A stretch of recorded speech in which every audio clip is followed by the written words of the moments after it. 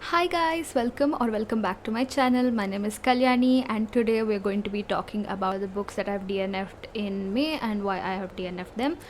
So let's get started. So I've read a few books in May and out of those I found 2 DNFs, okay? Which is a sad thing because I barely read like 4 books in a month. So it's like a sad thing that I found 2 DNFs. So first I'm going to be talking about the summary of the books and then I'm going to be talking about the positive aspects and the negative aspects of the book and why I DNF'd it. So the first book that I've DNF'd in May is Krishna Key. I really wanted to read it and enjoy it because I love historical fiction and adventure kind of stories where you kind of like a treasure hunt type. I thought this would be that, and also there is like a serial killer aspect to it, so I thought it would be like a mystery thriller as well. It is all that, but it didn't really meet my expectations. So let's discuss the summary of the book first. This book follows Ravi Mohan Saini, a historian and a professor, and his student Priya. They both are on the run because Ravi has been accused of murdering people.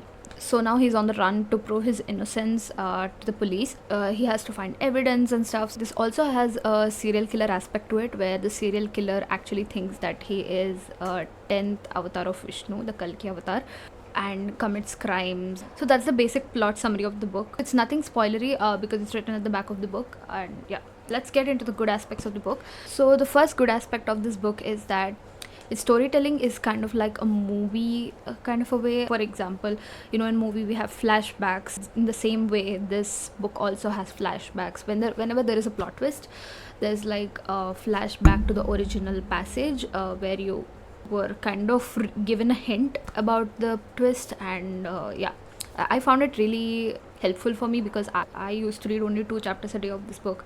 And the chapters are really short, by the way, and that's also an advantage, but my mind was somewhere else, so I read only 2 chapters a day, and the next day I used to forget what happened. So I found that really beneficial for me. And another good thing is that this was written back in 2012, so at that time it was trying to explain the relation between like Indian mythology and science. It was trying to prove something which I really admire, and also the author did his research. We can see it in the book. Okay, so these were the good aspects that I found. Now coming to the bad aspects, here's where the rant comes in and why I have DNF'd this book. You see, the first thing that irked me a lot is when you have a serial killer aspect to a book, you really expect the serial killer to have some really mind-bending psychological trauma kind of thing, a deep rooted psychological trauma, in order to act that certain way, because you don't kill people for the fun of it. You need to have some deep rooted psychological issue to do that. And what I felt is like this contains spoilers, so yeah, I cannot discuss this part without discussing the spoilers. So if you don't want to watch this part, skip to the next book's reviews. Okay, so basically there is this character called Mataji, okay, who is kind of like the mentor for the serial killer meets her when he was a kid. She is his teacher at the school, and she saves him from another teacher who is abusing him. And she's like, here's where the what part comes in. Okay, it's like his name is Sampath, okay, and apparently his parents have the same names as the parents of the Kalki avatar, which is to be born in the future. So she names him as the Kalki avatar. Like, only, yeah, the parents should match, nothing else should match. Like godlike tendencies, mystical powers, nothing's just parents' names should match, that's it. And I was like, oh, that's it, that's why he thinks he's Kalki avatar. And I'm like, that's where this is revealed, like while the villain is thinking about stuff, these are his thoughts. So it's revealed to us then that why does he think the way he does, and where did he get all this training from? She teaches him. Let's be real here. Do you really think people would buy that a serial killer has no other motive, no other psychological deep rooted issue, and they just go on a killing spree just for the sake of it, just for the fun of it? Like, what is happening? You can't just I don't know, you guys, you can't just throw it out in the air that he kills people just because of that, like just because he believes that. While picking up this book, I expected some, I don't know why I expected this, but I expected some kind of light Yagami versus L kind of shit, or like the villain is kind of like light Yagami. I expected that, but no, we got just a puppet. Okay, the villain is just a puppet at the hands of the so-called Mataji. We don't know who is she, because I DNF'd it at chapter number 52, and it contains 108 chapters, which are really small chapters, by the way. It's not that big of a deal, but I don't know, you guys, like, do you really think the readers will believe, like, it's not strong enough reason for someone to kill someone, you know? The villain is just a puppet. He doesn't have independent thinking. Maybe I shouldn't judge, but I didn't like that aspect. I was expecting some light Yagami level of craziness, like, I am the god of the new age, you know, that kind of a thing. But no, he doesn't thinking of himself as a god. He's like Mataji all the time. Villains are villains due to them thinking that they're greater than everybody, they're untouchable, you know. Killers are that way, serial killers. So it's like, where is the ego? Villain should do villainish thing, guys. He's not doing any villainish things. That's what I didn't really like. Okay, and yeah, maybe it's explained in the rest of the book, but I don't have the patience to read the rest of the book, which brings us to the second aspect that I didn't like in this book, is that the book is too long. Even though the chapters are short, the story in those chapters is too lengthy. I really felt like in each chapter there's a lot of information from the author's research that we don't really need to know in order for the plot to move forward, which makes it very exhausting to read. Okay, I was really exhausted, like it was going nowhere. And third aspect is that the protagonists are dumb AF, dumb and stupid. That's what really irked me a lot. Like, the villain is always winning, you know, there is like a lot of killings going on, and the protagonists are still dumb. Like, they're dumb. As the story progresses, they proceed to become dumber and dumber. The problem is, you know how I always talked about dumb characters on my channel. I don't like my protagonists to be dumb. If they are dumb, show me the character arc, show me the development that they, like, you know, surpass the dumbness and, you know, learn from their mistakes. But no, none of the authors that I read nowadays seem to do it. This story didn't do it for me, you know. It's just, you know, I wanted a fast-paced adventure, history thriller, mythological thriller, whatever, but it didn't deliver that to me. That's why I have DNF'd this. And also, I have more to rant about. Okay, this is not a rant just like that. I have written some points. Okay, I was so annoyed, super annoyed. I was like literally screaming, you know, at the book, like, why are you so dumb? I'm going to explain the plot a little bit, so it might be a bit boring, but bear with me. So there are 7 main characters. Okay, let's take one is the Ravi Mohan, the main guy. Priya, okay, his student come follower, you know, she just follows him everywhere. And then we have Anil Varshni, then we have Devendra Chedi, then we have Rajaram Kurkude and Nikhil Bojraj, and also Tarak Wakil. These are the 7 main characters that we have going on here. So Ravi Mohan is friends with these other dudes, okay, except Tarak Wakil, who is our main villain. You will know in the first 2 chapters itself, so it's not that big of a deal. You might be wondering, what's this name Tarak Wakil? It's very different than any Indian name. Well, I'll explain it to you. His actual name is Sampath, but what Mataji did is she pulled Tom Morwell riddle, I am Lord Voldemort shit here. It's like, I expected that, you know, like I expected that. It was like Tarak Wakil, you know, if you jumble it, it becomes Kalki Avatar. And how did I come to know this? Because I knew it's kind of a different name. I did watch a lot of thriller movies. I did watch Harry Potter and the Chamber of Secrets, so I knew instantly that there will be some wordplay here. And when it came down onto me, I was like, oh. Because the protagonist, who is super dumb, just writes his name down and, you know, does the jumbling stuff. And I'm like, how do you figure that out? Like, you know, people who named him would know, he would know, but how would you know to jumble the words? Do you do that for everyone's name? I was like, how did you know? Because I knew it because I watched Harry Potter and Chamber of Secrets. Did you watch Harry Potter and the Chamber of Secrets? We don't know. We never know, I guess. Okay, so that's that. And the thing is, I didn't find the cat and mouse chase that I wanted. And also, it was like a history lesson. And I used to sleep in my history classes, so yeah, this book made me feel bored and stuff like that, because the lot of information that was dumped upon us was not required. Like that civilization, this civilization, that, this, that, blah blah blah. was really not required and does nothing for the plot. Okay, it just like you can skip all those pages, you can just read the main parts where they're on the run or like what they're doing, what they're planning. That's it. They just discuss about all of this stuff while in the middle of running. You know, the main guy who wants to prove his innocence goes to other people to ask for help. You know, he's on the run, so the police are searching for him still. They want to put him in jail and stuff. He goes to some guy, and then there the police are already there. They know that. Okay, the police are like, instead of wearing uniforms, they wear normal clothes and they're like normal people. So they do take relevant precautions and get to meet him somehow. And they discuss unnecessary stuff. They don't discuss like, oh, please provide evidence for me, talk to someone to prove my innocence. No, they just start talking about, oh, this seal does that, and this archaeological site is like that, this is connected to Krishna like that. And I'm like, dude, do what is relevant to the story, please.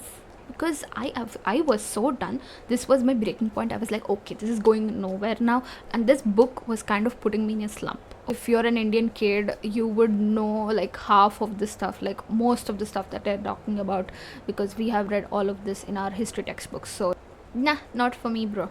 So yeah, that's why I DNF'd that book. Second book that I've DNF'd in May is called The Favor by Susan Wright. Okay, so this book, it's a romance book. Okay, so because I just really wanted a break from all this fantasy, high fantasy stuff that I was reading, because it was getting too much for me. I've just finished Crooked Kingdom, and my brother was starting Way of Kings, and he was like, oh, you have to read Way of Kings, you have to read Way of Kings. And I was like, oh, please leave me alone. And I was also reading this, so I was kind of like going into a slump mode. So I was like, I want something different, and because I have seen it in reels and I kind of liked it, because yeah, I am dumb like that. And I didn't even read the summary on Goodreads or even Storygraph. I was just like, oh, I'll put it in my TBR without even reading the summary. What can possibly go wrong? I was wrong. Okay, everything is wrong about this book. Let's talk about this book. Okay, so it's a very tropey book. It has fake marriage, you know, touch her and you'll die, kind of something like that. So yeah, I really like those kind of books, because I want exactly what I want. Okay, if I find that, I'll be very happy. So yeah, I like these tropes, so I went for it. But I was in for a ride, you guys, because after reading all these high fantasy books, young adult fantasy, like fantasy in general, if you're talking about anything other than the world building, I feel like it's a waste of time. Let me explain what happens in this book. It's like the female lead, Vienna, I think, she's always describing the male lead. I will read some excerpts to you guys. I've specifically marked them for this specific occasion. Okay, I was dying of laughter ever since the book started. I was like, I can't like this. What is this? It's not what I went in for. Like the writing, I'm going to read those excerpts which are pearls. Okay, in Telugu you call them Ani Mutyalu. So are you ready to listen to the most cringiest sentences that I've ever read? Let's go. She is describing the main guy, an uber successful business mogul. Dane had a reputation for being someone you did not cross or underestimate. He was driven, relentless, assertive, unforgiving, intimidatingly intelligent, richer than God. And the problem with this is that after reading fantasy, if you describe anything in detail other than world building, I'm like, is this all for a person? I used to read romances like this before, and I used to be like, oh, such successful guy. But now I'm like, really, dude, don't have anything else to do than describe him. Moving on. So the next is, not yours, Dane finished. They're my rings on her finger. It's my name she's taken. It's my bed she shares. She is mine. So whether you care for her or not isn't relevant. So this is like he's giving warning to some other guy that's behind his girl, you know. This is the thing that sold me into reading this book. I did a huge mistake by getting into this book with this sentence alone. I like things like this, but in books. Okay, I marked it. It was good. So credit where it's due, I guess. Okay, next. Supremely male. I don't know what she was describing here. I don't remember. I just marked the word supremely male, and I put a laughing emoji there. I was like, how do these people write this stuff? Like, next. I'm good at recognizing talent and skill, blah blah blah blah blah. The dude talks about giving her a job, and at the end he's like, you know, you are required to do that amount of jobs. So this dude is basically, he's just literally every CEO out there who exploits the working class. You have to do these many amount of jobs for the amount I pay you, you have to do everything. You know, nowadays job postings are like you have to be social media manager, you have to be graphic designer, you have to know how to be Photoshop, you have to know video editing, animation skills, everything for 5,000 per month, 5,000 rupees per month. And you know how less that is? This dude is like that. I don't know about the pay, but I'm just saying, because he's like, oh, you have to be, in the work mode 24 hours. Yeah, you ain't got a life, bro. Go get a life first. Okay, he seriously doesn't have a life in this book. If you read the book, you'll know. So I was like, okay, robot, chill. Okay, chill. You're a robot doesn't mean everyone's a robot. And apparently he just shouts at everyone and anyone who doesn't work properly. The female lead is his personal assistant, I think, so that's why maybe he requires a 24/7. But she is always kind of like looking at him with rose tinted glasses, you guys. She doesn't find anything wrong with this guy, like he puts immense pressure on her or something like that. She's like head over heels for him. She also states that she has a crush on him, so yeah, that explains why she's overlooking stuff. She always tries to explain like, oh, he is bad, but he's not that bad. We'll see, girl, we'll see. And sexy as hell, alpha male stride. Are you sure the writer is not an Andrew Tate fan? Are you sure? Alpha male, seriously? Yeah, she used it 2 times till now in the book. Like, I DNFed it at chapter 12, but she uses like 2 times, maybe more, because I haven't marked all the times that she used it. I don't know, guys, what to think. Like, I'm questioning my life decisions at this point. Why did I even choose to read this book? I'm never trusting Bookstagram again. Never. And the next sentence is, hormones sigh in appreciation after looking at him. You know, I've read bones barking, all this kind of stuff, but I've never read hormones sighing. Maybe now the chemicals and the bones in our bodies can sigh, bark. It's like, I'm done, you guys. I just wanted a good, I wanted a good romance book. But what I got is this. He flicked up his brows ever so slightly as a way of greeting people. Like, okay, it's like, instead of saying, hey guys, from now on, I'll be like, you guys have to know I said, hey guys. This would be a little inside joke. Oh, wouldn't it be great if I did that? Like, randomly in one video, I would be like, and you guys would know, like I said, hey guys. Oh, you said, hey guys. I'm going mad after doing this video. He apparently has a masculine office. Masculine office. Describe masculine. Yes, let's just put it down in the comments below what you think masculine is. Even in Sarah Jema's book, she's like, purely male smile. I used to fawn over that back in the day because I was a teen. I was like fawning over, like, oh, purely male. Now I'm like, describe that more, because you only do that when you can't describe stuff. And she just goes on and on and on about the guy's personality. She's like, he's alluring, everyone is drawn to him, and he knows his power. So what should I do? Tell me, what should I do about it? Should I be like, oh, he's such a cool guy? Because the thing is, I read a review on Storygraph. It was like, this is all tell and no show. It's like, you can't see this instances in the book where the guy is alluring, smart, charming. So it's kind of like that. And I really agree with that review. If I find it, I'll just put a screenshot here. But I don't know, that review was so on point. She was like, I DNF'd it because it's shown nowhere, they don't have no chemistry. I'll get to that point, because they have no chemistry whatsoever. In the beginning, when they start to date, it was a little bit, you can feel it, a little bit tension, because you have that anticipation, oh, this is going to be something, this is going to turn into something. But no, it never turns into anything, absolutely nothing. Because like, till where I've read, it was like, bleh, very plain. It was like, even in fake dating tropes, you find like very steamy moments, romantic moments, you feel those butterflies. And I think Ali Hazelwood does this part very well. Even if they're fake dating, she does the butterfly part very well. And I need to really appreciate her for that. But this book doesn't give you butterflies. It didn't give me butterflies. I don't know about you, it didn't give me butterflies. So that. Next we have, I felt my eyebrows squished together. She felt her eyebrows. She didn't know she squished her eyebrows. I don't know if I'm nitpicking, but basically if I find a book uninteresting or like I don't like a book, I roast the hell out of it. Okay, so don't take my word for it. If you want to read it, go ahead and read it. Okay, this part is the highlight. Okay, Dane, I greeted simply, ignoring how my feminine parts woke right up and did a cheer.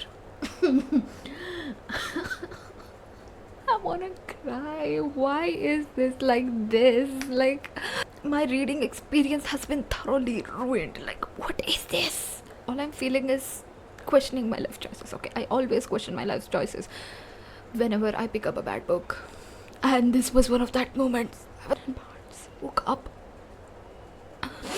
Moving on. His voice seemed to vibrate with testosterone.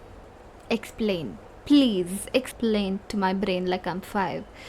I mean, I get the analogy, but do you really have to go to hormones? You could have said voice was really deep or something like that. I'm going to have one hell of a time editing this video. Next sentence is, he's a lethally sensual male. He gave a smile that was all sex. You know, whenever people write this, I imagine this as, you know, they smile and sex is written over here. Like, what are the authors thinking when they write this kind of stuff? I'm so done with this, guys. Like, I'm feeling very frustrated, very frustrated, to be honest. Yeah, and in some instances that's so annoying that you know this is a fake dating trope, right? Marriage, fake dating, whatever.